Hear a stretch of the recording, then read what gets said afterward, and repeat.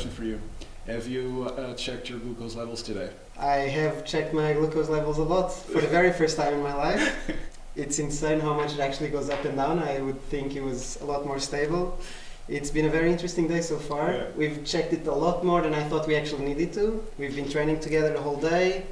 And I thought, with diabetes, you need to check it, before breakfast, before lunch, to adjust it a little bit. But it's actually, when you're training, you need to check it a lot, all the time. It takes a lot more effort than I thought. So it's been a very interesting day. All right. Have you checked them now? I did just 5 minutes ago. I'm getting addicted to looking at my glucose levels now.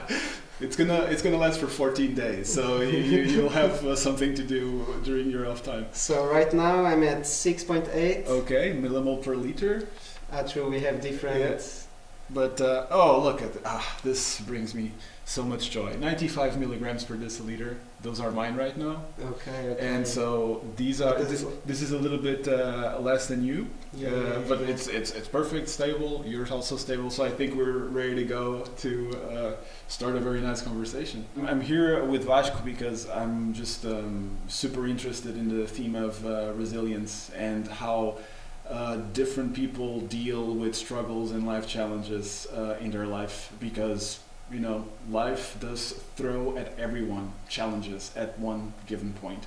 I've been dealing with type 1 diabetes for 15 years. That's one of my biggest challenges. I've had many others, but something that I've always done is always try to not only learn from people how their strategies that they apply to cope with these things, but also to build my resilience. And I've always used sports as a way to do just that. In some ways, I really think that the life of a professional athlete kind of like epitomizes the idea of resilience and persistence, because you really go through ups and downs and you need to deal with that in order to stay focused, stay on track.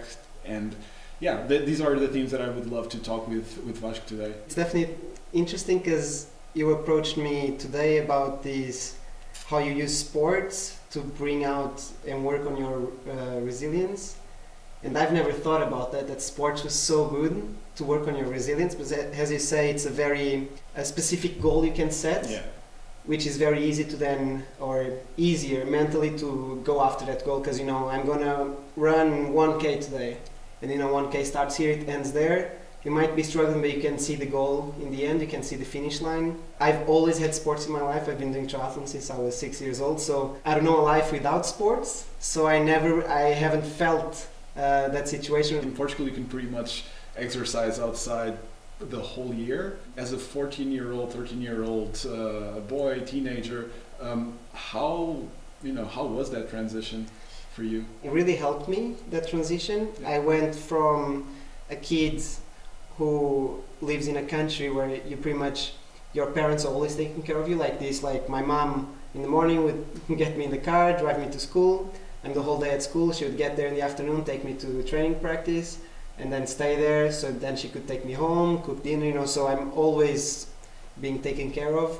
Sweden, there's a different culture where you're a kid, you take your bike, you go to school, you take your bike back from school home, you do your own food, whatever you need, because your parents at work, they're doing their own life, and you take your bike, you go to training, so it gives you responsibility. And I really think as a kid, responsibility makes you grow a lot, because otherwise it's very comfortable to have someone else work for you, do things for you, and you never really develop to do that while someone is doing it for you. So all of a sudden I had to take care of myself. Of course, I'm still a kid, but these small things, just going to school, so there's no one telling, hey, wake up, you need to go to school. It's like, well, if you don't go to school, you're going to get in trouble, so wake up, get your bike, go there. Same thing to get to training, I don't have to go to training, there's no one forcing me. I get my bike and I go to training, because otherwise I know my coach isn't going to be happy with me. And then really becomes my own responsibility, instead of being on time, oh no, it's not me. My mom was late from work, or now it's my fault. I need to take responsibility for everything. So there's a lot of character building that goes into it, right? Exactly. And it's clearly you have a very positive view of the whole thing. I can imagine how much, because you're combining this all these aspects of, like, as a teenager you really need to be independent, and on your own will you have to go and commit yourself to all these responsibilities. And right? I think that really helps you as a kid. At this point, for me, it helped me a lot. I did get at some point some lack of motivation, because what I loved about triathlon was my friends, was the community, because I wasn't going to training for training at this age. I mean, here we're talking 13, 14. I was going to training because my friends were there and we were hanging out while we were training. And all of a sudden, as I'm in a swimming group, in a running group, in a cycling group, because only Saturday we had the trainings together, I started feeling very alone, and the happiness for triathlon started fading away a little bit.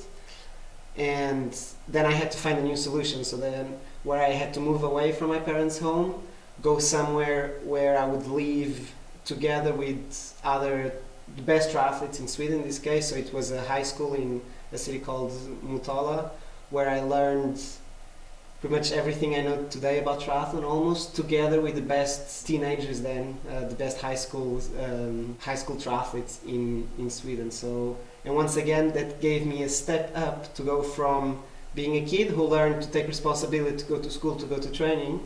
Now I live by myself. I'm 15 years old, wow. And it's not like I moved away to go to a training center. I moved away to go to a place where you get help, but it was my own apartment. I need to cook breakfast, lunch, dinner. Of course, you have an adult, which is usually then your coach at this school, that if you have any problem, of course, they're going to try to help you, but for you to actually be able to be in that environment, you need to do a lot of things by yourself. And the funny thing is, once again, I found people who were doing triathlon. I was happy again to be there. I was enjoying that life, and all of these kids were going through exactly the same thing. All of these kids came from different cities in Sweden to come together there in one place. Some knew how to cook, some knew how to wash clothes, and together we help each other. It's like, oh, here, I'll teach you how to do this. Oh, I'll teach you how to do this. And very quickly, we all, together become stronger. It becomes a very strong training group, but more than a training group, a group of friends who grows up together. Yeah, because you're describing that, and this is exactly one of the things that came to my mind, and I wanted to ask you how much, the importance of the people around you, the importance that they had in really, supporting you through those times. Because that's a situation where you can also clearly see how someone can still start feeling lonely and just not going to school, starting missing out on training and etc.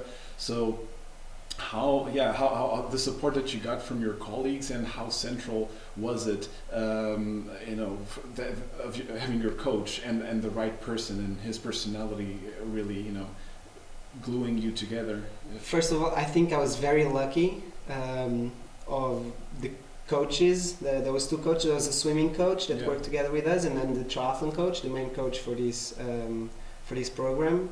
Joachim Vilén was the name of the triathlon coach, and Marcus Wenström was the name of the swimming coach. And I think today I'm very lucky for the coaches that were actually there.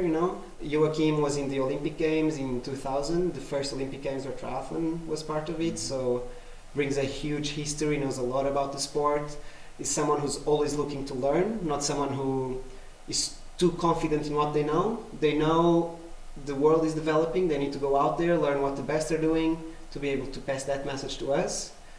And he was able to help me become who I became, not only as a junior, but as an elite, of an athlete who's open to understand what the other athletes are doing, who's open to understand that everyone works equally hard, and you can't take anything for granted. And without those people there, I don't think I would have became what I became. So very grateful for that. Absolutely. Did he make you dream of going into the Olympics at one point? Well, I would say I already had that dream. I also put myself in an environment where that was the dream. So everyone had that dream. So it made it a lot easier. We're all going through the same thing. We all coming from different cities, moving there because we love triathlon. So all of these kids had the same goal as well. Really helped it. As a coach, he was very good at making you liable for your choices. I'm not sure if that's the right word I'm looking for. One of the important things when you're growing is to make mistakes, you know, to explore. I mean, you're at this point, I'm 15, 16, that's when you start partying, you know, we have girlfriends and, you know, you want to go out drinking, you want to go out, explore. It's part of life. You can't block that. And I think you block that, that's going to become a bigger problem later, because at some point you will feel like you've missed out something in life and you're going to try to catch up with that. And the coach gave us space to do all of that, you know. He just made sure to connect with us, to make sure everything was okay, and make sure we knew the consequences of the choices. So yes, today I went out partying, tomorrow I'm really bad at practice. That's okay, that's not a problem. But you know that the next race is not going to go so well. That's okay, but that was your choice. That's the consequence of your action.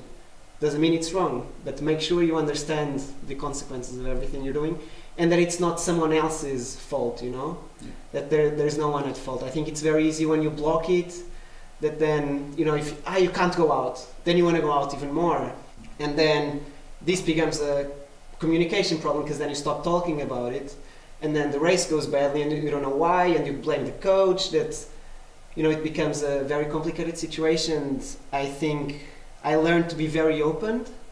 I remember I came in with a bit of a Portuguese culture, I would say, at some point, that you hide a little bit maybe some things that are happening, you know, if you have a little niggle, something's hurting you, but until it really hurts bad, you don't tell the coach because you want to keep pushing. Same thing with getting sick and stuff like that. And he was very good at sitting down and kind of putting everything, so as he would say, like all the cards on the table.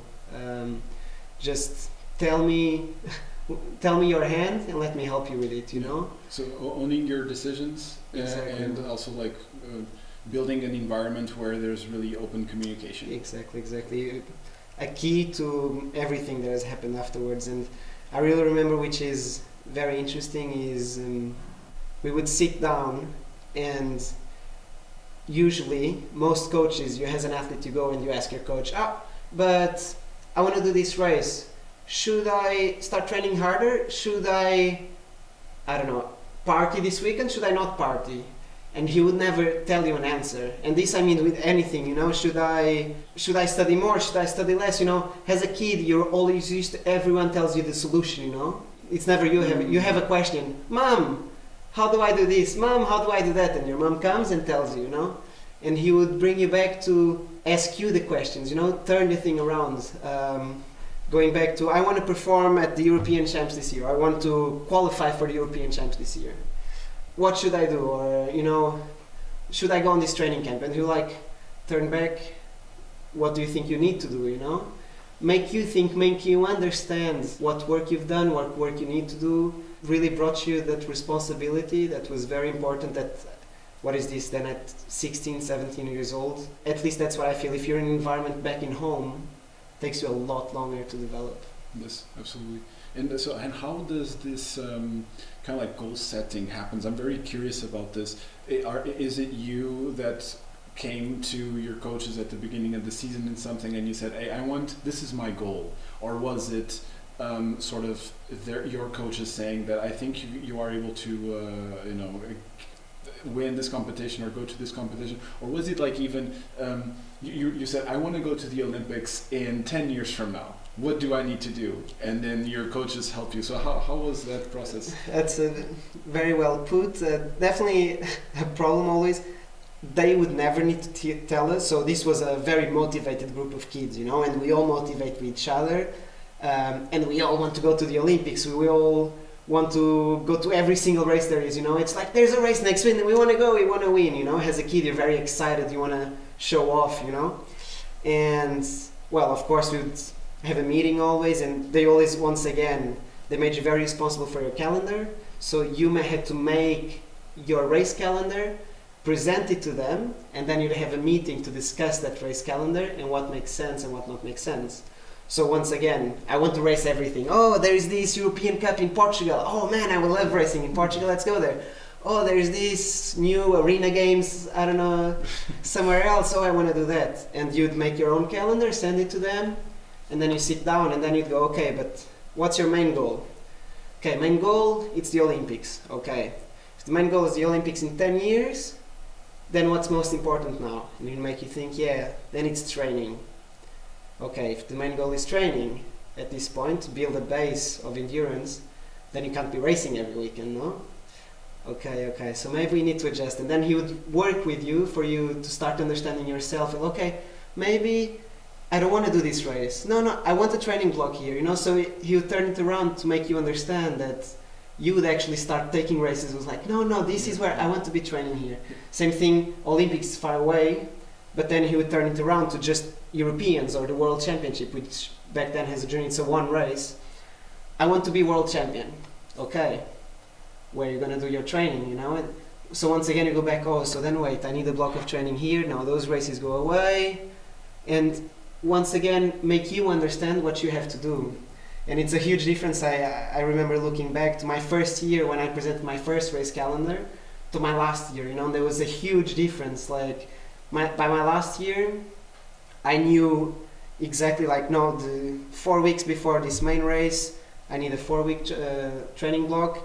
I know I'll put a race before that to get into, like, to get some racing experience. Before that, I need a block of this long, you know. I already counted everything in, so every year I would actually learn from it. It's not just like, oh, I want to race, and you put some races down and you race. Everything was thought through. Yes, and I can imagine how much learning is, and it builds your sort of like planning for, even when you're like older, 5 years older, it really builds your planning capacities for the long term, essentially, right? It really sticks with you. I can for imagine. Everything, for triathlon and for everything, you really learn that to get to a goal, everything else you do before has consequences, good or bad. So every single decision matters. Yeah. And so right now, at this point, what year was this? Okay, so at this point, I started at that school at 2015, and I finished in 2018. All right. And then your breakthrough year as a junior was 2017, Exactly. right? So how did that go about? How was that going through that breakthrough year? Did you see it coming? A little bit. I think it's once again, so 2017, that's kind of 2.5 years after I started in, so the school started in the middle of 2015. So that's kind of 2.5, 3 years after I started in this school. So it's exactly, I was learning from year to year and was getting better from year to year. I started getting, I think 2016, I got a few good results as well.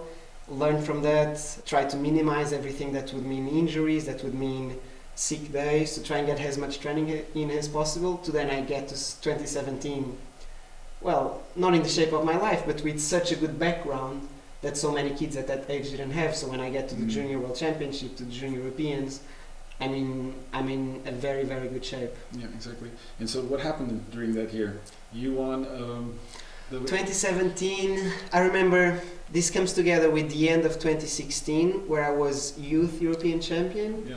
And then we go 2017, I won, how was that? No, true. So 2016, I won my very first European junior medal in this European Cup in Portugal. Exactly, yeah. And then in the youth European Championships, I was first. I did also my first junior European Champions that year, although I was a youth, and I was fourth. So definitely, didn't reach the level I wanted in the junior European Championship. And we go on to the next year. I learned from it, and this European Cup in Portugal is before the Europeans always, like 2 months before, something like that. And that race, where the year before I was in very good shape, and I was very well prepared for European Cup in Portugal, which is not as important. I get there and I get third when I'm 1 year older instead of first as the year before. So definitely not as well prepared. But why? Because from the start we planned it better, because it was the Europeans we wanted to be in good shape, not the European Cup. Yeah. And I get to the European Championship and I win. Of course, things went perfectly for this to happen, but the plan was there. The plan to, let's not focus on this small race, let's focus on the big race.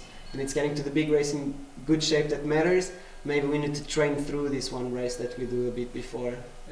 Exactly. So sometimes people can see, okay, yeah, third he didn't do so well, but it's really about the big picture here, right? And the ultimate, the big goal that you have, that you're aiming for. And then once again did a few races, and we get to the World Championship in, where was this, in the Netherlands. Exactly. The other one was in Austria, correct? In Kitzbühel. Exactly. Exactly. Yeah. Really amazing race there. Crazy, with a lot of rain, really cold. It was Rotterdam. Right? Exactly, So Rotterdam. Insane conditions. One of the courses with the most turns and corners that I had ever done by then. I think I remember in total on the bike you had 100 corners you had to do or something like that. Incredible. And yeah, and I end up second. And this is still my...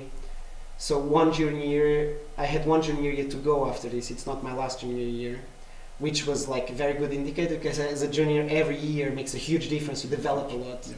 So it was, a way to finish the amazing season at a really good level, leaving the only thing I hadn't done then as a junior, being that I won the Youth Europeans.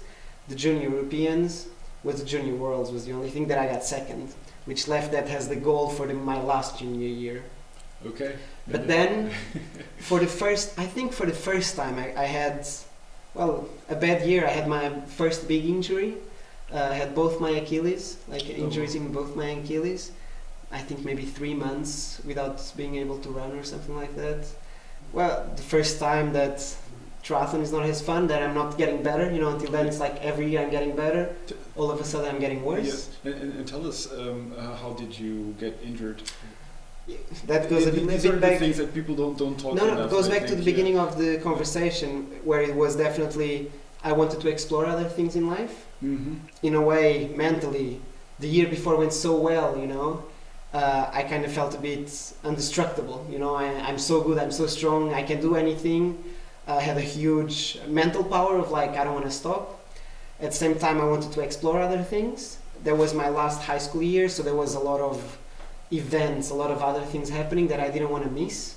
In Sweden, it's a very big event. Finishing high school is a very big event. There's a lot of things happening around it. So there's a lot of parties, events, and besides all of these parties, there was a big event which was a big dance that it's not the American dance. It's really a dance where you need to you need to ask out some girl from the school, of course, but then you actually need to go to dance practice, because it's a whole organized dance, where you need to train the steps.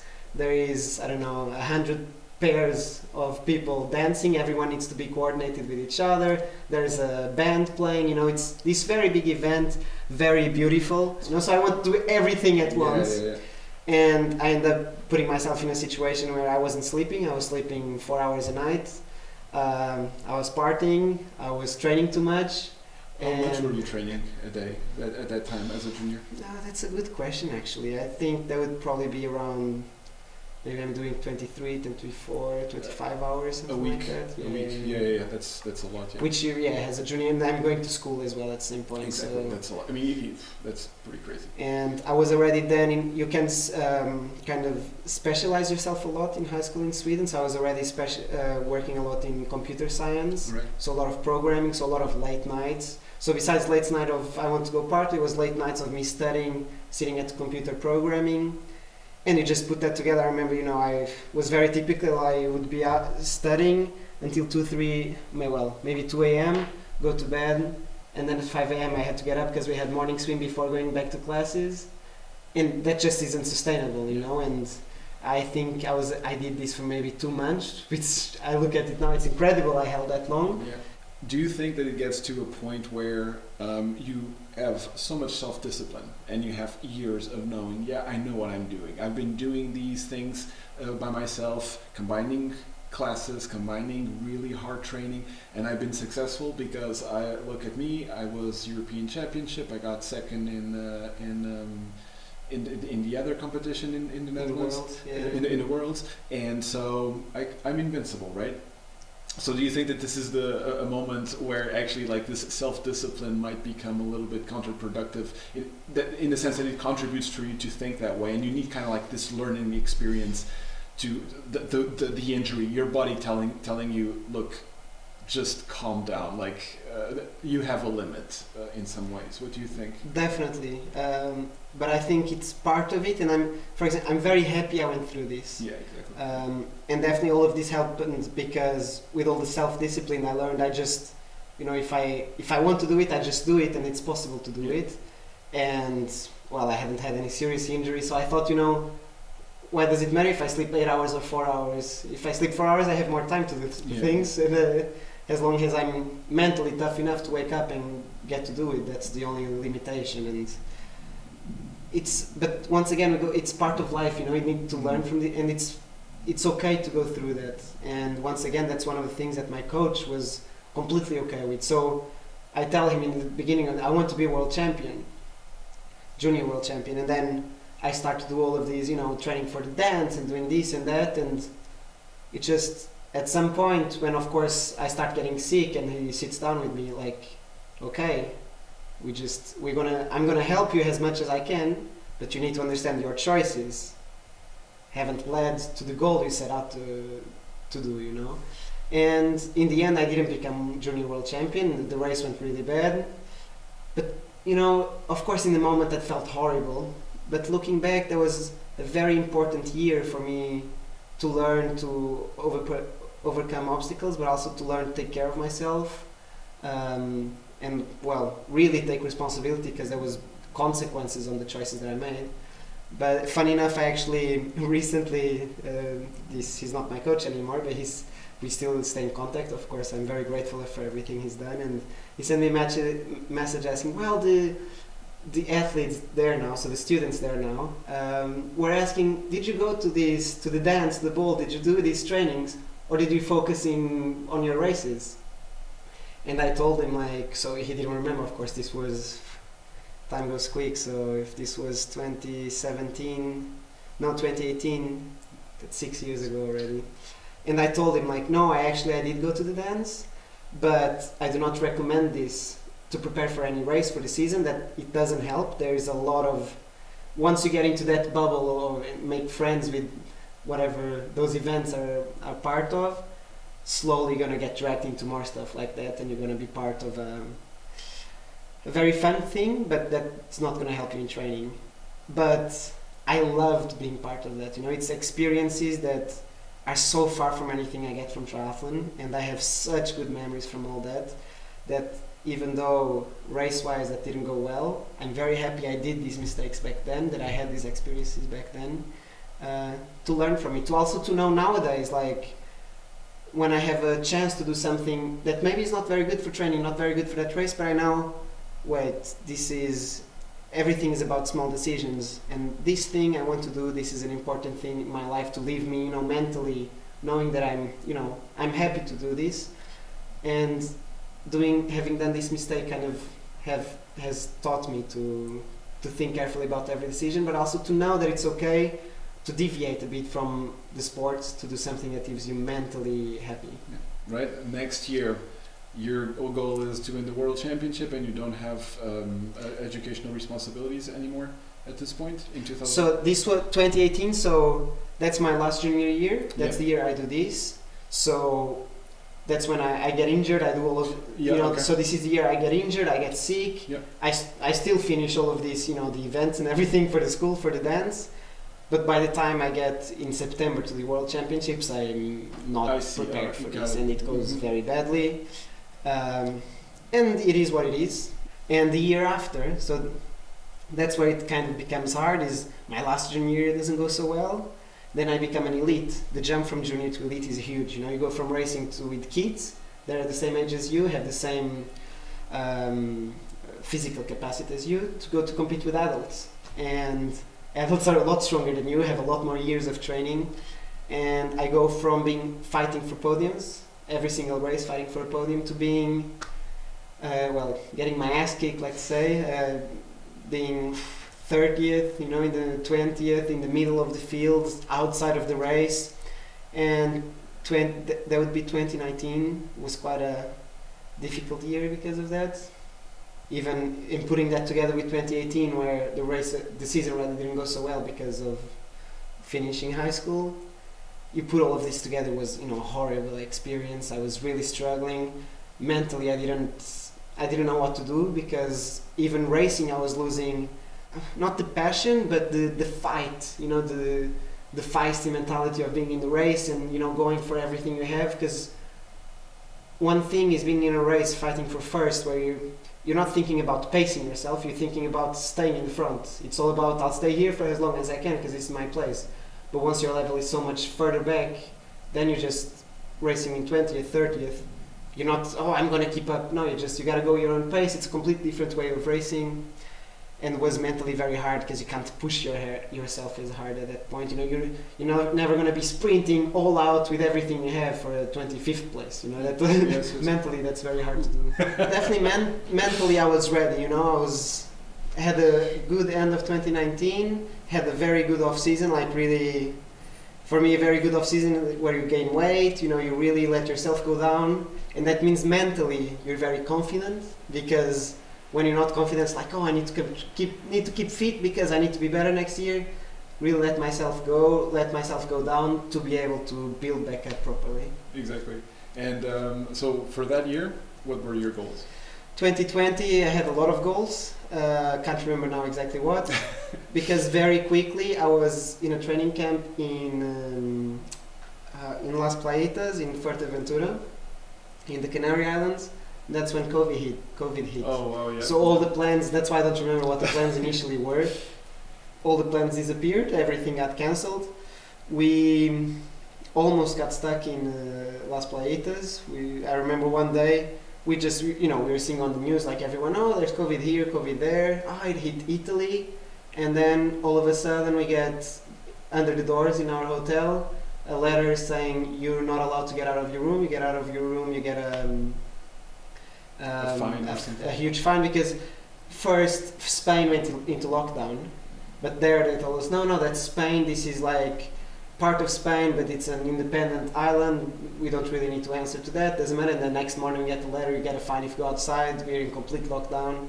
What happens now? We don't want to stay here for an indefinite amount of time.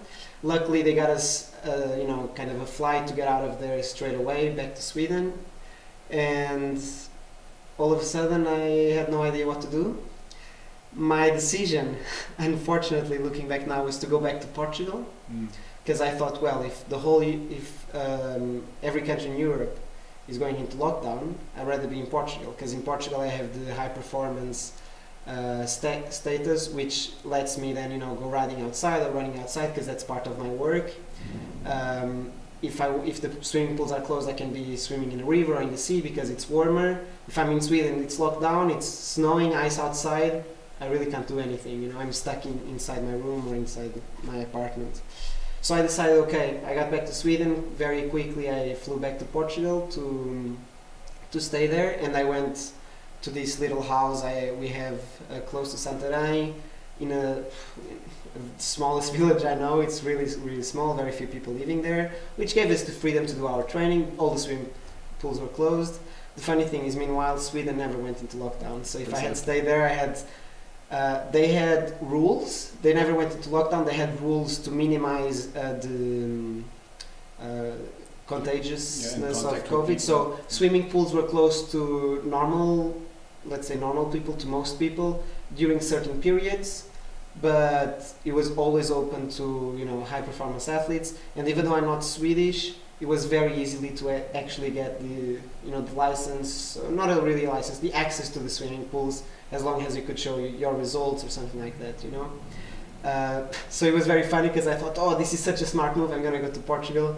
And meanwhile, I got into lockdown there, all swimming pools was closed, and my friends in Sweden were having the best training camp ever, because they got the best conditions they had the pool all for themselves, whatever time they wanted in the day, and everything else, supermarkets, everything was, working as normal, and could keep a normal life. Yeah, absolutely. And so then, how did you modify your goals? Every race was cancelled, so we knew nothing. Yeah. So I remember the goals I set down with my coach was, there's no rush. Let's just do our training, wait for things to calm down a little bit as well. Do our social responsibility of not helping the virus be contagious, and a lot of people were dying. So kind of our responsibility as part of society to not help that happen. So even our coach said, okay, do your training, but also stay away from everyone, do your own thing, be responsible. So I went, as I said, to this little village, the house we have, and I was all by myself with my sister there. It was an amazing time looking back to it, but had no one to answer to. I mean, we went swimming, biking or running whenever we wanted, because we went swimming in the river, in the Tagus River. Mm-hmm. Going into 2020 or 2020 or even in 2019, or was that sail had shipped? I would say possibly in my mind it was a goal, but not. It was a dream, but it wasn't really a possible goal. I was way too far from it, and as I said, my race in 2019, I was really far from that. I was looking for European Cups because my level in World Cups was so far off that I really didn't have that in mind. So the Olympics in 2020 was not exactly something I was fighting for. Yeah, exactly. And so, but that completely changed. Then I go into 2020, races get cancelled. I train a lot. I do my first race I got invited to the very first Arena Games ever. Once again, very lucky, took my chance. I think last minute. I think it was like 2 days before the race, 3 days before the race. Someone who, a very good athlete, I don't know who was supposed to race, backed out of it. And because I had done Super League the year before, Super League reached out, look, there's a free spot if you want, you gotta be here in the next 3 days for racing. And I was just talking to my coach, well, we've been training for so long, we got nothing to lose, so yeah, let's say yes. And I went to, I think this one was in Amsterdam. Yeah. And perhaps for our audience who perhaps don't know what the Arena Games are, true. Can you tell us? It's pretty much a solution that Super League found for COVID. So during COVID you couldn't really do any events outside. The only way to do an event was something that was closed, where you could control everyone did a COVID test, everyone is in here closed, we're not getting in contact with anyone else. And it's an event where we swim in the swimming pool. Then we have turbos, so we put our own bikes on, in this case it's tax turbos they have, so everyone has exactly the same turbo. Like an indoor training where you have a bicycle and you cycle indoors, right? Exactly. And then we have these special treadmills that some gyms have. There you don't set the pace on digitally. The pace changes depending how fast you run. So these curved treadmills. Yeah, exactly. And that was it. That was pretty much a swim, bike, run, and then Super League always makes it more interesting, and then we would do it 3 times. But yeah, and they were able to set pretty much the first triathlon event in 2020 without moving, without going too far, right? It's almost you pretty much move like what 50? With the swimming you actually move quite a bit. Well, but that's 50 meters. That's pretty much but it's 50 you meters, never get further than 50 meters from the original position. Yeah, it was a very smart way to get that around. And so you got to the Arena Games, and then that was like a big investment also from a Super League. So there's also the prize monies were also pretty good at that point. It was definitely a big investment to create that event so quickly as well. So it's a brand new event that they had to create during COVID. I don't remember if the prize money it was definitely interesting, but I think at that point most athletes wanted to race.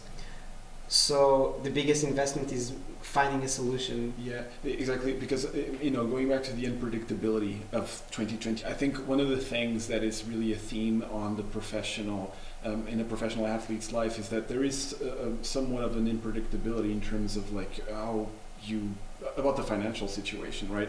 Because winning a race or even getting a podium can make a big difference, right? So back then, like, how did you deal with that? Also, like, because you're starting your elite career, you're still young. Like, how did you deal with that? How do you deal with that unpredictability in terms of the finances? In terms of finances, I would say my finances were pretty stable. Like, I was still studying, I was going back to university, so my parents would still help me. I was part of this Olympic team in Benfica, which I would get a salary from. I got a little salary from being the reserve for the relay for the Olympics for Tokyo. So I had a little base that made, I had enough to focus in training. So that was definitely not a problem, and I was not I wouldn't call myself a professional athlete at that point. I would say that happened after, although mentally I was maybe professional. Financially I didn't have the money to do that full time. I definitely had some help from my parents. But I mean, that's a step, definitely an important step into becoming a professional athlete. Yeah, exactly. All right, and then COVID start to kind of like come down a little bit. Racing starts happening again, and tell us how was the rest of that season? Yeah, there was a magical season, coming from not such great years and being very far off the best guys in the world. In the arena games, I came second, just behind Justus Nischlag, a very good German athlete, in front of Javier Gomez, who is a 5-time world champion. So all of a sudden, seems like, although it's not all of a sudden, there was a lot of training and a lot of stability in my training that I wouldn't have normally. Got me to those races in the shape of my life, and then I was very lucky in a way that João Pereira, Portuguese athlete, was not able to race the only World Series put on the calendar, which was Hamburg. So the World Championship became one race in Hamburg that year, and because he wasn't racing, I didn't have the points to race, but because he wasn't, I could take over his place.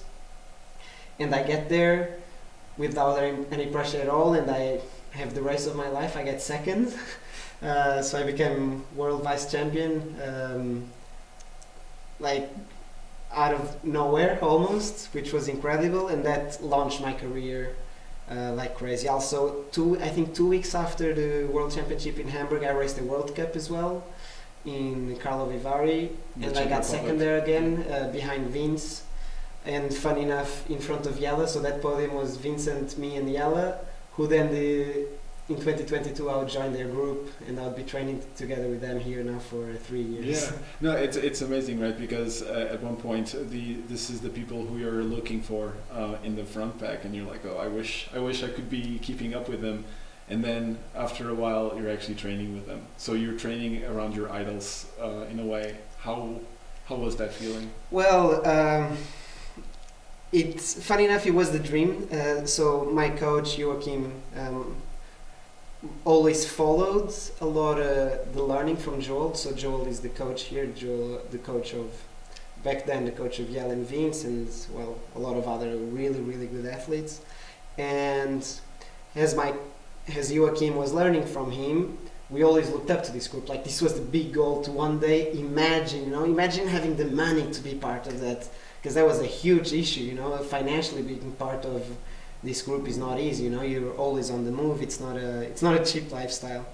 Imagine being able to do those crazy sessions. Running 30k at like 3:55 average. On a Saturday, and then going for a swim, or it was this huge dream always that me in high school I always dreamt about. And after 2020, with these results becoming second in the world and everything, all of a sudden I had that financial support. And as we move into then 2021, as we move into a new Olympic cycle starting in 2022, and I'm looking for that jump to find somewhere where I can prepare the next Olympics, I get an open invitation to actually come to Girona in this case and try out and see if it works. And funny enough, today it feels like a normal day, but I'm kind of every day living the dream of 16-year-old me. Yeah. How was those first training sessions? I would say that's actually why I decided to come. Like, I came to try it, but it felt just so right. Every single session, it just felt like this is it, So actually my decision to come ended up being a gut feeling, just because I wasn't sure if it made sense. It was a lot of money I was going to put in, so it was a huge investment. I wasn't sure, is it going to pay off? Does it make sense? And I was here for not so long, 1.5, 2 weeks. I crashed 2 or 3 times. I remember it was horrible. With your bicycle? With my bicycle. Trying to keep up with the group or what? The roads here in the winter are very slippery. Yeah. I came from Sweden, where the roads are very, very good, very grippy. They are ready for a lot of rain, a lot of snow, and the roads are very good. So I wasn't used to having to be careful around corners. I'm technically very good and I know how to take corners fast, but of course that's always trusting that I have good grip. Yes. And I come to a place with, let's say, bad roads where the grip was not so good, and when it was raining I would slip out very easily. 2 crashes were because of that. One crash was just a mechanical issue, very funny. I remember having Vincent next to me. It was a red light, gets green, I try to jump on the bike and push. My whole chain ring falls off, and the guy just and I just feel so ashamed. Like, oh, this is so embarrassing. My bike is falling apart. I just crashed twice. Now my bike is falling apart. And I just remember Vince putting his bike on the sidewalk and running away. He's like, oh, did I do something wrong? And he's pissed at me. And he comes back, sorry. I was laughing so hard I was almost peeing myself. I had to go get out and pee. So, and although a lot of things went wrong, I still felt right. And funny enough, it was another athlete that I talked with that told me, in situations like this, just really listen to your gut feeling, because that's what actually is telling you where you feel you fit in, where you feel and believe in what you're doing. And when I got out of here and went back home, I think it took me 2-3 days, and was like, this is it. I want to go back there. That's where I want to be. If I have this chance, I want to take this chance. Sounds like a very, it's a common theme from what you're telling us, right? Also from your experience in Sweden, being surrounded by a very supportive group, right? And I think, you know that feeling, and you felt it, and you decided to stay. And so after that, that really another breakthrough year now as an elite athlete. Now you have to deal with success, right? And success can also be very difficult to deal with, I can imagine. How was that process in the next seasons? What were the struggles that you kind of can pinpoint now, come first to your mind? The things more difficult to deal with regarding that success. I'd say success in sports is very hard, because you always look forward to at least do what you've done before, So when you're growing up, you're always getting better. I'm going from a youth European champion to junior European champion, because I get into the new age, and then I go from Europeans to worlds, and I go from junior worlds to elite European cups, from elite European cups to elite worlds. It's always stepping up. There's always things happening. You're getting to a new level. You're always growing up. And although there's a few setbacks, it is very exciting to always be getting better. And as I joined this group, which was the main goal. This is what I believe is very important as an elite athlete, is to get stability in your results, not just be very good in this one day like I was in Hamburg in 2020. It's to be able to have a very good level throughout your whole season. And I was able, my first year when I joined, to get, I think I had maybe 4 top 7s in the World Series, which was very good. Of course there's always a few races that don't go so well, but very stable results at the highest level of the sport, which was very good. Although I never reached that second place like I did in Hamburg, and I really wanted that. And I would say the biggest problem you get to is once you reach a certain level. So I was third in the World Series. Next time, at least I want to be third. Then I reached second, and next time, at least I want to be second. And then you win, and nothing really leaves you content besides winning again. And I would say that's where, until last season, so last season went very well in terms of I got 4 World Series podiums, which was very good. I kept my being stable throughout the season and stepped it up from top 7s to getting actually onto the podium. And then we get into this season, all of a sudden there's very little room to get better and a lot of room to get worse. I have every single person behind me and 1 spot ahead of me. So at this point I think I have 6 World Series podiums out of 5 or second places. So it's really, I really want that win, and I go into the races like I want to win this. How many second places can you get? But it's very hard to win. You have 50 of the best athletes in the world getting into every single one of these races, wanting to win. and after some time it gets very hard mentally, although sounds like, you know, not really a problem, but mentally you're there to win, and you don't win so many times that you feel like you're failing over and over again, you know, although things are going in the right direction. Just like this year, I was going into the Olympics, I really wanted a medal.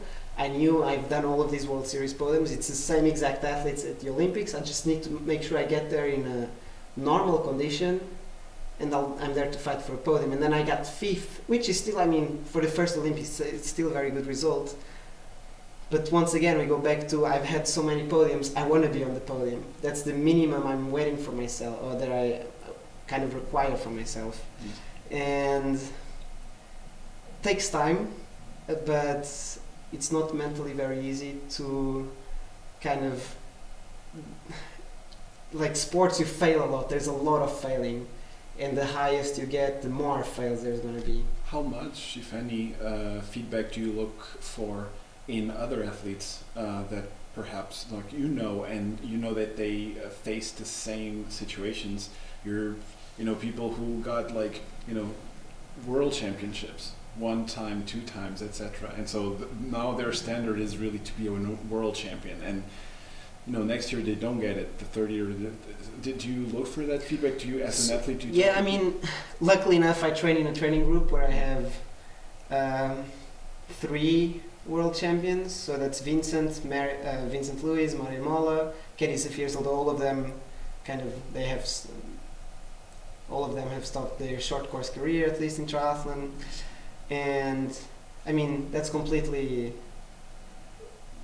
normal at this point, but I had a lot of time to learn from them and to ask these questions, exactly where am I failing, what am I doing wrong, what do I need to learn.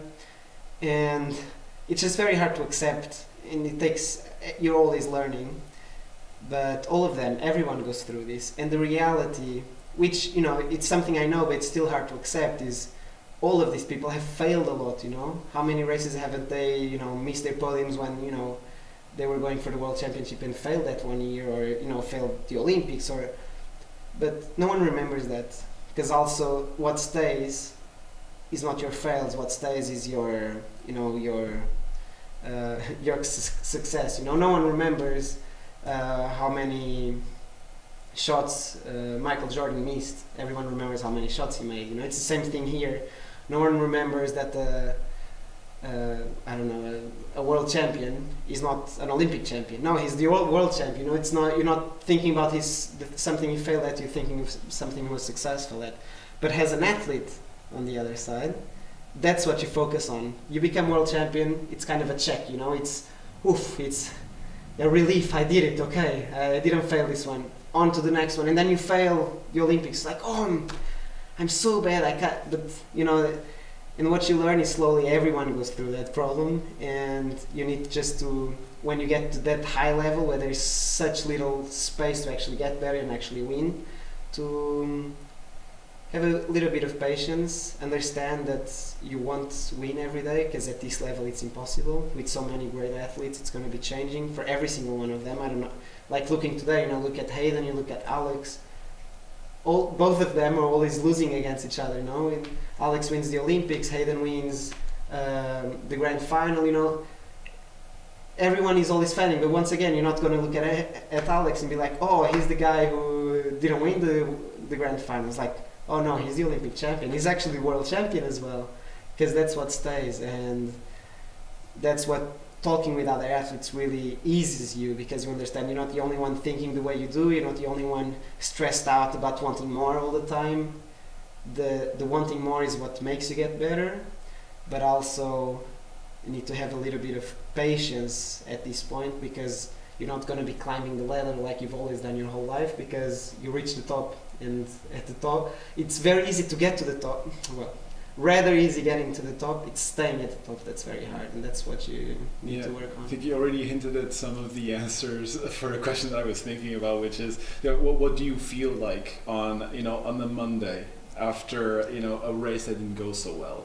because you wake up and you look at your training plan and you look at it, it's like, wow, okay, this is a big thing that I need to do. What do you feel like at that time? First of all, I enjoy training and I enjoy what I do. Second, at this point, I really look at triathlon as my job as well. So it's not really, I open Training Peaks and I'm like, oh, what a big day. It's just, okay, I open, okay, this is what I have to do. It's never have that real situation, oh, this is so hard, you know.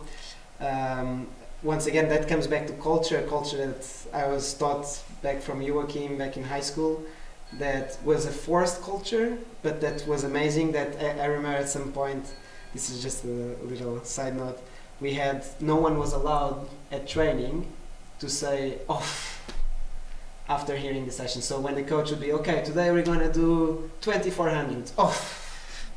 You're not allowed, because you can feel that way, that's totally okay, but don't share the negative energy with the rest of the group. Instead, let the guy with the positive energy share it with you. Oh, this is going to be so much fun. And maybe you who were inside, you hear, oh, this is going to be so much fun. And it's like, okay, maybe it's not that bad, you know? Let the positive energy be shared and don't impact negatively. Wait for your good day to be positive, and then you can, you know, help in your own way when the other person is not feeling as good. You know, always share the positive, absorb the negative for yourself, you know? Yes, that sounds like a great piece of advice. And this starts in a forced way, like don't say oof, don't say anything negative, but very quickly this stops being something you're thinking about. This is just your culture in the group. Yeah, is that something that you apply on a Monday after a race that didn't go so well? 100%. Racing is very different. So this is the culture in training. I really struggle with having bad races. So that's why I was talking. It's something I'm still getting around. Like, so right now we're talking. I raced 2 days ago and I crashed, and I lost. You know, I was fighting for a podium in the Super League series. I was in a really good day. Everything was going really well. I was leading, almost getting in a breakaway by myself at this race, and I crashed. And I lost everything, you know, I lost that race, I lost the championship because it was the final with extra points. I didn't make any points, I completely lost the podium. Also that made me lose a lot of money, and I mean, it's hard to accept. And the night after the race, I didn't sleep at all. I think I was in bed, well, I went to bed late because I knew I didn't want to go to bed, and then when I go to bed, I can't fall asleep because I close my eyes and the only thing I see is over and over again the turn where I crashed. Like, what could I have done? Why didn't I do it this way? Why didn't I slow down more? Why didn't I go into a different angle into the course? Or, you know, you really, in your head, you're like, you want to fix the problem you created. But in sports, you can't fix anything. You can only make it better for next time, but you can't fix any mistakes you've done. Mistakes you've done are done forever, which is a hard things with sports. You know, in any other thing, I don't know, you make a song, you know, you make a mistake in the song, you just go back, you fix the mistake, you release the song again, whatever. In sports, what happens in that second, in that moment, you make a mistake there, that's done, that race is done, there's no going back, there's no fixing that mistake. Which is really hard to accept, because once again, I'm there laying in bed, going over and over and over again through what could I have done better, should I do so that this doesn't happen next time. But I really can't fix that, you know, it's done. I can try to be more careful so I don't crash next time, but I will never be in the exact same position, in the exact same course again, usually, you know, like if I go back to that same race, probably it's going to be a different course. If it's not a different course, I will not be alone in the same situation at the same point, you know, things are always different. And that's one of the mentally challenging things as an athlete, to accept these mistakes and to go past them without spending too much energy, without obsessing too much. Obsessing is such a good tool as an athlete, but at the same time it's can be such a problem. Like, the obsession is what makes you train so hard for so long without stopping, you know, and never, you know, with everything around you, you know, you gotta sleep well, you gotta eat well, you gotta train well, you're just so obsessed and you stay in the moment that keeps you so motivated. But at the same time, when something goes wrong, it's very easy to obsess about, oh, this went wrong, but if you obsess too much, it creates a problem after. You know, if I can't sleep, of course, here I missed one night, it's okay, but I kind of move on. It's okay to have, you know, it's okay to feel bad. That's part of, but you gotta move on from that. You gotta get out of the hole you're in. So yeah, that's that's pretty much the biggest problem. This is an example from right now, but the season started in the same way. It's been a very hard season actually this year. The season started in Abu Dhabi for me in the World Series, where I made the biggest investment I've ever done for any race, where I upgraded my flights to go to fly business, to be well rested for this race.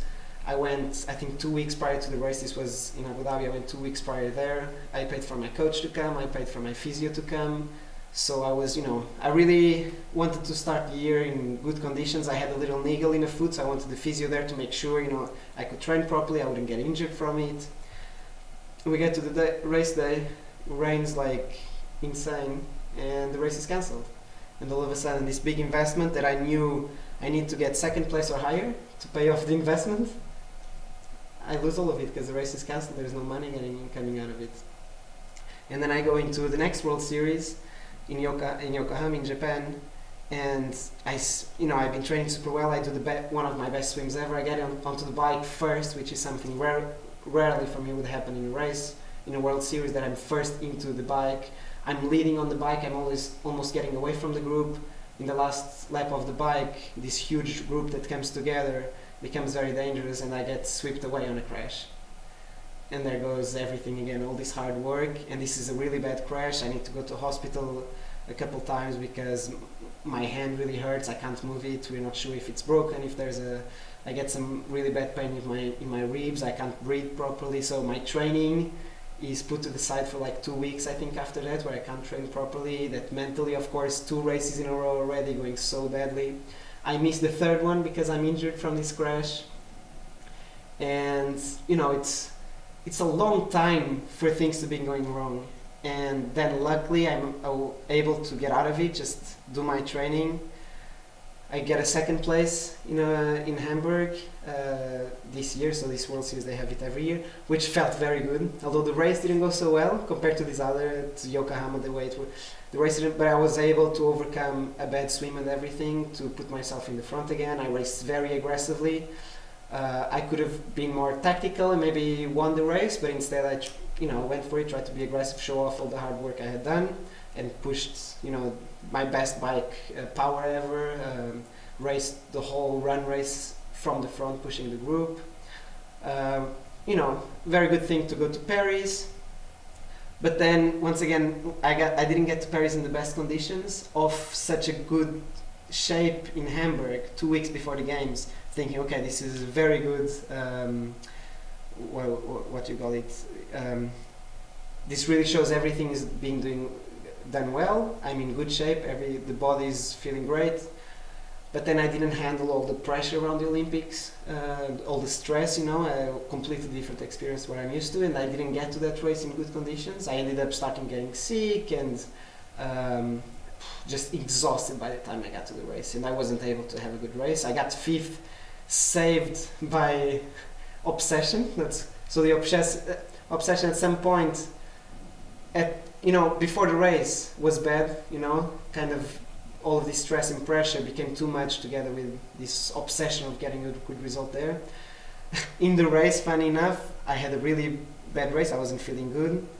Those last 5K, when I was in 15th place, I was like, how is this possible? It might be my only chance at the Olympics, and I'm so far off where I want to be. And dug so deep, like something inside me just took away any pain, anything you'd feel, just go for it. And I was able to catch up to 5th place, which becomes a good result. But of course, I knew in good conditions I should be able to do better, but I wasn't able to handle that pressure and that preparation for the games as good as I wanted to. And then I got very sick. I got stomach issues after the race. And then I got COVID really bad together with the stomach sickness. My immune system was down and I got really, really sick. I go into Super League. I don't even finish my first race because I was so sick. Fun enough, I'm able to get myself back up, get a podium in the second one, but then I get a mechanical in the third one, and again I don't get a very good result.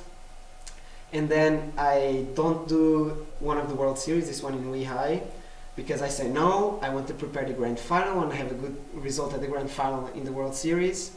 So there's a lot of Super League and World Series were mixed up here. And I say no, I'm not going to do this. Once again, it's the small decisions that make it. So I'm going to decide to stay home, to train, get a good training block, because I've been racing so much and I've been sick, to get to the Grand Final in good conditions. I want a good race there. I've never had a good race in a Grand Final, which once again, it's besides the Olympics, it's the most important race for a short distance athlete. And so it's kind of a moment of extra stress and extra pressure, and I wanted to kind of prove to myself that the Olympics didn't go well because it was the first experience, but I want to prove to myself that I can, in a race of rather a bit more pressure and stress, I could still perform, that's not a problem for me. Trained a bit more, prepared well, I get there and I get the hotel, a lot of people got sick there, something was wrong with the food at the hotel and I get sick. I can't eat for the 24 hours before the race, so I get completely empty to the race and I do a horrible race. So once again, everything comes down again and there's just feel it's so much failure, so much stuff going wrong all the time. And then, in between all this, I won a Super League. This was before. I won a Super League. Yes. So I won a Super League. In Toulouse. In Toulouse. And then I go to the Grand Final and it goes so badly. So many ups and downs. Yes. And then once again, I wanted to finish the season on a high note. I go to Nîmes, I crash. So in the end, the whole World Series didn't go so well because the Grand Final didn't go well. I lost all the points. The Super League that I was actually almost doing something good, fighting for the podium, I failed the Grand Final. The Olympics didn't go the way I wanted exactly. I get to the end of the season, it's like everything went wrong, and that's where it's really good to have other athletes and coaches that actually are able to sit down and go back to your weight. A lot of things went wrong, but a lot of things went well as well. I've never been in such a good shape like I've been this year. Good shape like physically, I'm getting stronger. I've never been able to control races like I was, like in Toulouse, I was racing from the front. I was swimming in the front. In Nîmes, although I crashed, I was getting away from everyone. I was swimming in first. In Yokohama, also the other race I crashed, I started swimming and I was swimming in the front, started back in the front, getting away from the group. For the first time ever in this level, I'm controlling the race, Usually I'm just, even last year where I got 4 podiums, but I was never in control of the race. I'm there, I do what I can, and I get to the end with a good sprint, I'm able to get a good position. But I'm not the one in front controlling if we get away, if we stay. I just sit there, do a few pulls. So things have gone in the right direction. A few things are unlucky, a few things, maybe some bad decisions indeed, but the most important is to not obsess about the things that actually went very wrong. Take the time to absorb the things you can learn to actually do better next year. And otherwise, it's a lot to have the patience to keep working, understand that what do I need to do at this point? I need to go back to racing, maybe be a little bit cooler in the way, this crash in EM, it was unnecessary, it was an error I made. It's a very hard error because, I'm racing trying and win, I want to get away, I want to make it a hard race. But the maybe risk it too much, it was a slippery roads with sand. So of course, it's a very hard balance when you look at it, what can I do better, what can I not do better? But mainly understand that performance-wise, everything is in the right place. So the be cool in the race and not crash also comes back to be cool in training. Okay, don't try to overdo anything now. Everything is going well. Take my holidays, enjoy it. Let myself once again go down in shape, gain a few kilos, be able to go down so I can really come back up stronger for next year. Well, I agree with the control part. I also think that your image, the image of you getting to the finish line in the Olympics, to me, it epitomizes the idea of someone who really wants something very much. And that was just, I was watching that live and it was just incredible. And coming from 15th to 5th place with that attitude, to me, is just an example for everything, for everyone, really. And also like in Toulouse, the way that you control that race in the end, it was just like, the want was amazing, and you just go and get it, and it's a roller coaster, but you just keep persevering and facing those challenges and overcoming. And yeah, I really, I think I'm really excited about next year. I'm really excited about next year and the year next and the year next and the year next. No, and it's the funny thing a little bit, well, like with diabetes, you know, everyone has their own problem. And even though maybe a lot of people look at my season, oh, he had a great season, I had my own problems, you know, and every single athlete, even probably Alex was Olympic champion, he had his own problems during the year. And you have to understand that, and you know, that's where you're just focus on what you can do, what you can actually control, and well, a lot of perseverance. Like, don't give up. You know, if this is the goal, you failed now, but you know, World Championship comes back around next year, and we go back to it's the success that matters, not the failing. It's okay to fail no matter how many times, as long as you get to your success and keep working for it. Who are your biggest supporters? Supporters, my family, 100%. They're the reason I'm here for sure, and the confidence comes from them. I would say, like, since I'm a kid, you know, of them telling me that not that I am the best in the world, but that I can be the best in the world. You know, I need to work for it. I need to be humble, but I have everything in me that it takes to become the best in the world. And this, it's not triathlon. So whatever, I chose triathlon to be what I wanted to be the best in the world in, but having that since you were a kid, having someone by your side when any problem you have in life, helping you overcome all of these problems makes a huge difference. And I owe everything that I've done in triathlon to them. It's definitely the culture that I grew up in from my family that made me to who I am even today. I mean, all of these small problems I have, they are the first people that I would talk. Well, nowadays I have my coaches as well, because they are of course closer to the triathlon world, but the families are still the people that I would go to talk about my problems, to sometimes just vent. You know, you don't. Once again, I've learned from high school to come up with my own solutions to the problems, but to get there you usually need to vent about it. You just need to talk about it with someone to help yourself come to the right conclusions. Who do you look up to, and what are your main sources of inspiration? Oh, there's so many people. That's a hard question because of that. You know, when you go specifically to, well, starting again from my family, you know, I really look up to, you know, my mom, dad, and my sister, all in their own different ways. The way they persevere, I think that also gives me the will to persevere, and I want to do like they do. You know, I learn from them. Because it's your family, you know the problems they go through. Of course, you're closer to them, like things that no one else knows, and you see how they get through it, you know, how they move forward, and they are able to overcome all of their problems. And then I have a problem, and I think, well, if they did it, I can do it, and they help you do it as well. So starting with my family, of course, and then I mean, as a Portuguese, we have Cristiano Ronaldo. Can't get away from that. I mean, came from nothing, got everything. All of his work, nothing was given to him. That's a beautiful story.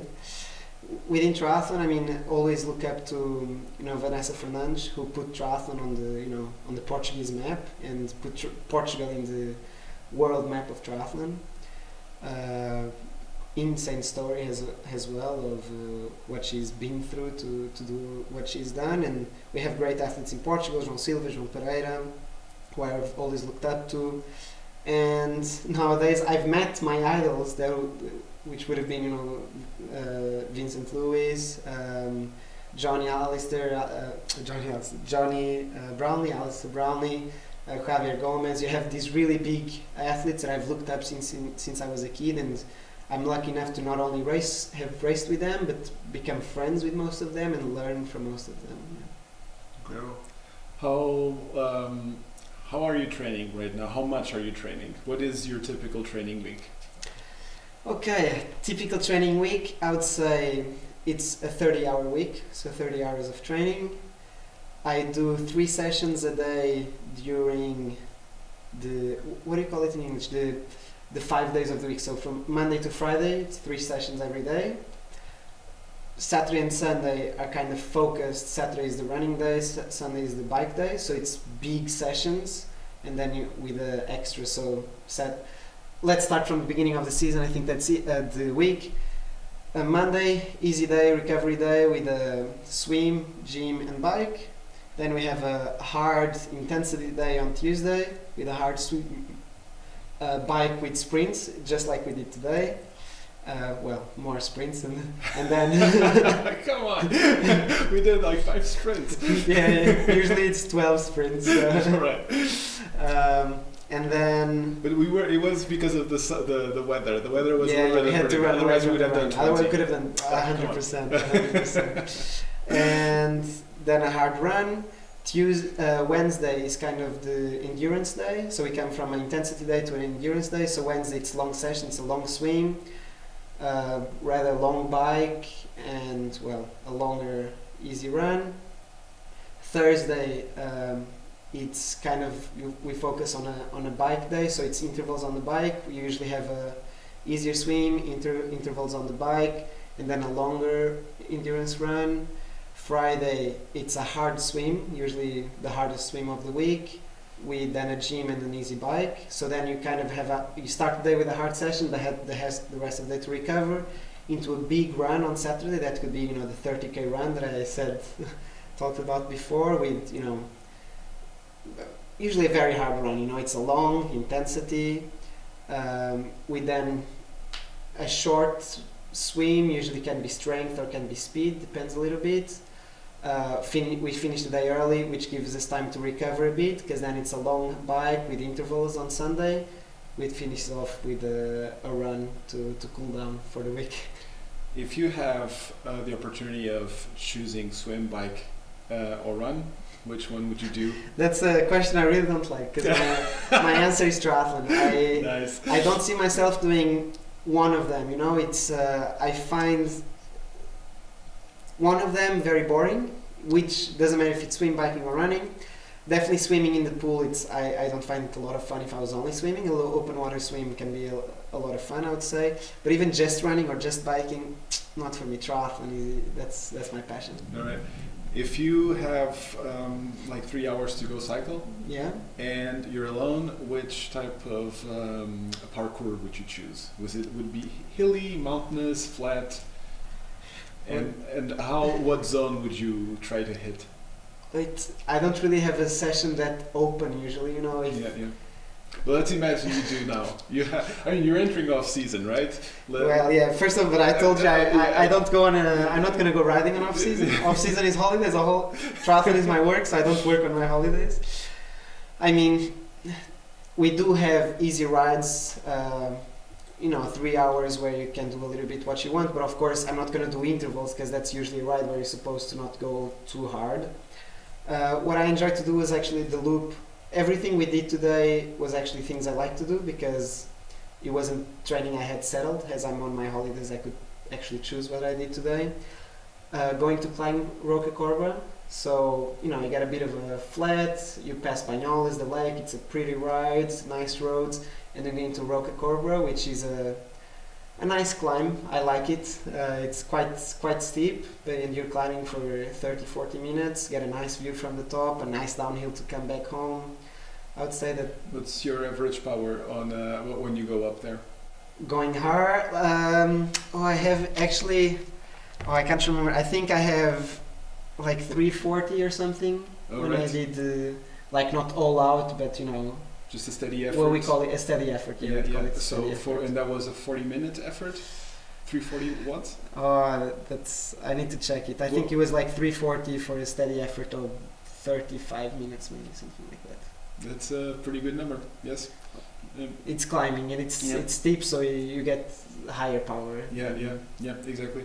And so you're entering off season now after this incredible season with so many ups and downs.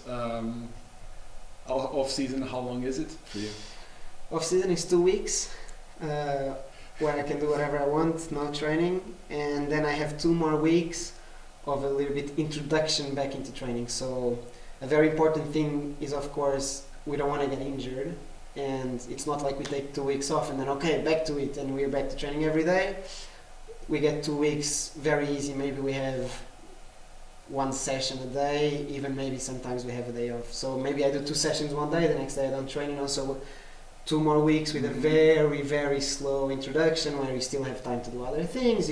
So we in totally have a month with 2 weeks with no training at all, 2 weeks back with an introduction to kind of get our minds out of the sport into other things and reset the whole body. Yes. Those 2 weeks, the second 2 weeks are very important to get a little bit into training, because then we actually start training, of course, not the full volume, not 30 hours, but we get to 20 hours, but with the same amount of sessions. So we go back into a normal schedule, but of course, it's only a 3K swim, it's only a 1 hour ride. It's very short sessions, but we kind of get back into the normal schedule. Yeah, and speaking of the training and the steady effort and etc. Like, what is your method of training that you use and your coach uses? Do you use zones, wattage, pace, heart rates? Do you have a specific way to do it? We don't use power or heart rate to set the zones. We see them to analyze the zones. So a very important thing, which is the way I've been working since I was living in Sweden, is it's about learning how your body feels and learning the zones by feel. So learning to listen to your body, learning to analyze, oh, I got sick, wait, maybe I've been training too hard and the energy is down. Could be other things, could be you're not sleeping or you're partying or whatever. But really, when you've been training for so long, for so many hours, you really learn to listen to your body and you understand what kind of tiredness is what. And you adapt, and slowly these zones come from feel. So I know I have a steady effort. I know what it feels to be training steady.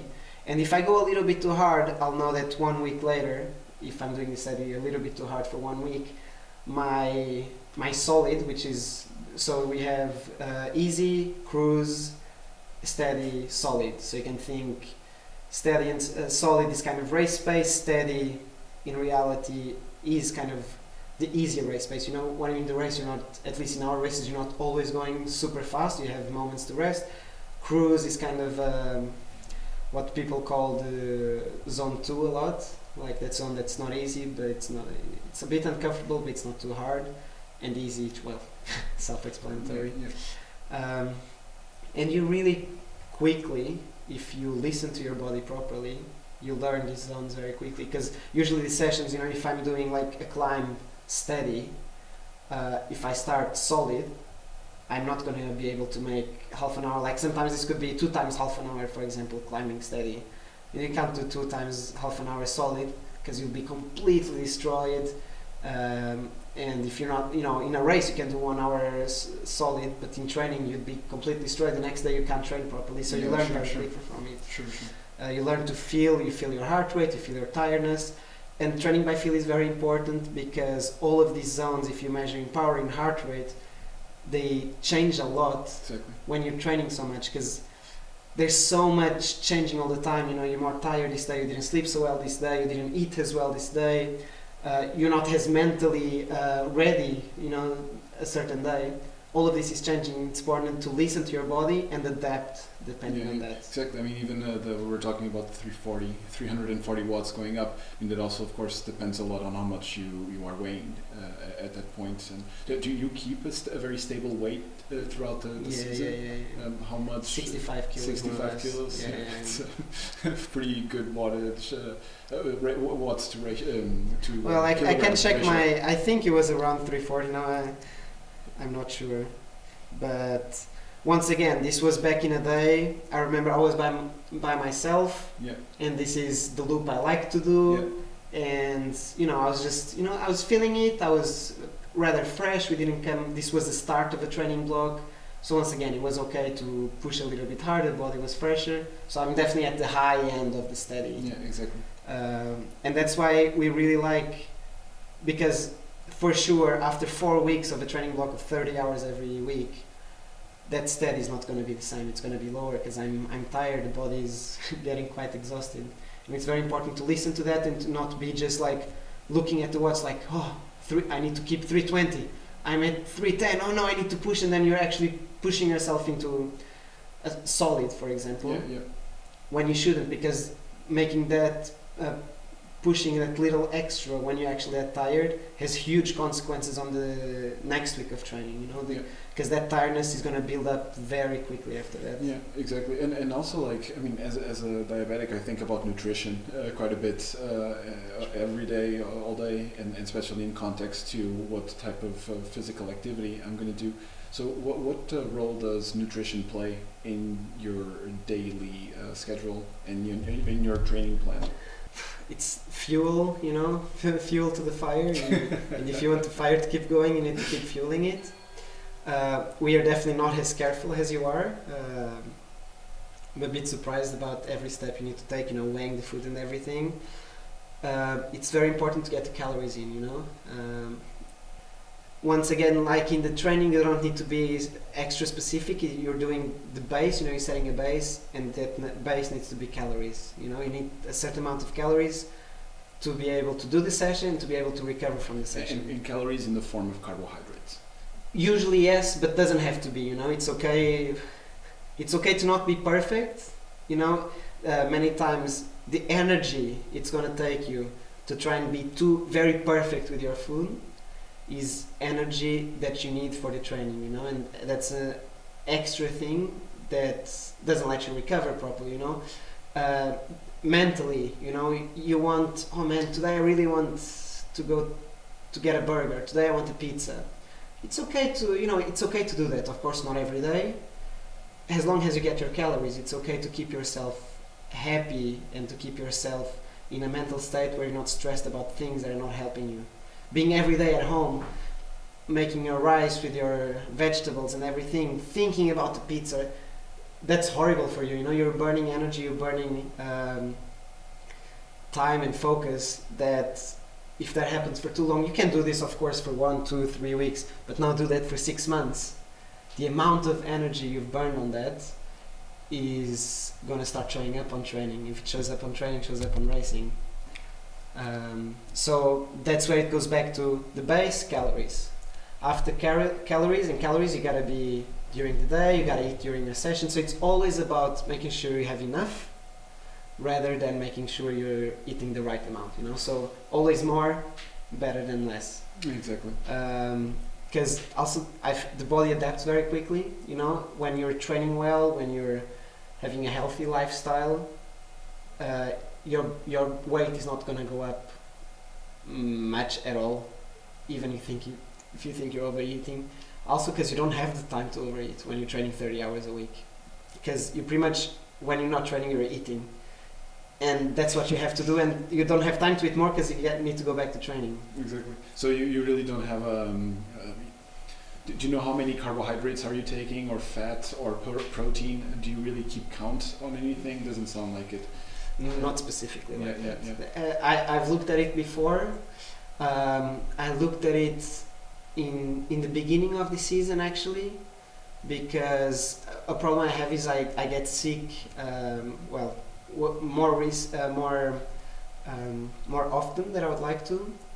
But this is a problem I have since I'm a kid. I definitely don't have the strongest immune system, and our life, the immune system really goes down with training a lot. Traveling is horrible, you know, you get in contact with so many viruses and bacteria. You go sleeping in a new place, you miss a few hours of sleep because you're racing, because of this and that, and you know, it's very easy to get sick. And you're eating different food and everything, so you know, went back to a nutritionist, sent by a doctor because I was trying to analyze exactly, you know, what can I do about it. And the nutritionist made a kind of, what would you call it, analysis of everything I eat, if that was enough, and then, okay, yeah, you get enough protein, you get enough carbs, made a full blood analysis, make sure, you know, testosterone is okay, make sure all the vitamins, all the minerals are okay, and, you know, everything's okay, making me okay, I'm doing everything right. But yeah, I mean, sometimes the only thing you can do about this stuff is adapting to your own body, once again, feeling your body. I'm tired, I have a race next week, okay, maybe if I'm going to travel, maybe I need to train a little bit less than someone else, because I need that extra energy to be healthy for the travel, to have that extra immune system strength to be able to not get sick to the race. But once again, it gets to listening to your body and making adjustments for it. Exactly. Well, I really hope that you keep going at it very strong and taking care of yourself.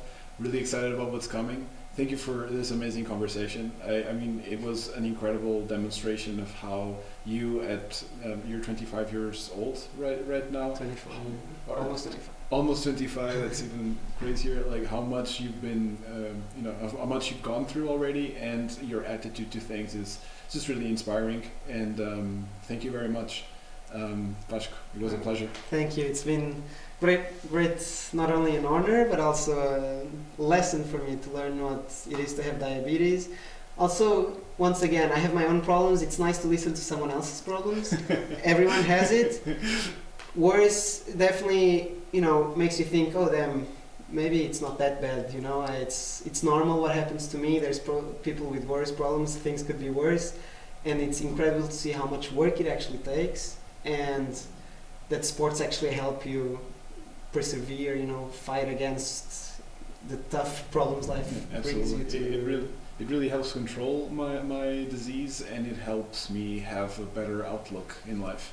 So it's great, and while I'm at it, I also get inspiration from people like you and other great athletes. So it's really great. How do you think your glucose levels are right now? I feel okay. I think they're still steady. I think. Shall we check? Yeah. Let's see. Yeah, very steady. Actually. Very steady. Yeah, it's still a little. 7.3. All right. So I'm 153 milligrams per deciliter. So that's okay. Show it to the camera, maybe. 153. It's slightly going up, so I will need a one unit of insulin soon.